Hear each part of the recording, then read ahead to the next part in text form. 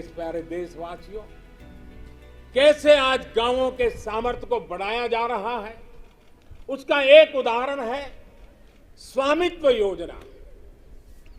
हम सब जानते हैं कि गांवों में जमीन की कीमत का क्या हाल होता है। जमीन पर उनको बैंकों से कोई कर्ज नहीं मिलता है, खुद जमीन के मालिक होने के बावजूद भी, क्योंकि गांव में जमीनों के कागज पर कई कई पीढ़ियों से कोई काम नहीं हुआ है। लोगों के पास इसकी व्यवस्था नहीं है। इस स्थिति को बदलने का काम आज स्वामित्व योजना कर रही है। आज गांव-गांव हर एक घर की, हर जमीन की ड्रोन के जरिए मैपिंग हो रही है।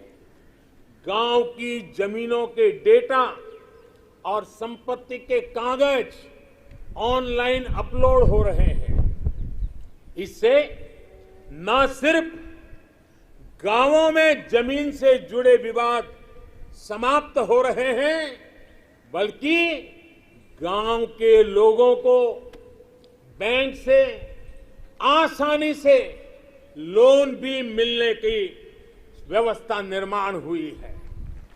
गांव गरीब की जमीनें विवाद का नहीं, विकास का आधार बने।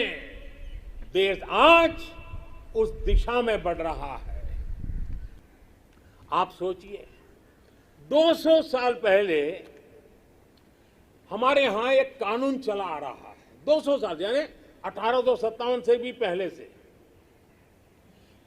जिसकी वजह से देश के नागरिक को मैपिंग यानी नक्शा बनाने की स्वतंत्रता नहीं थी।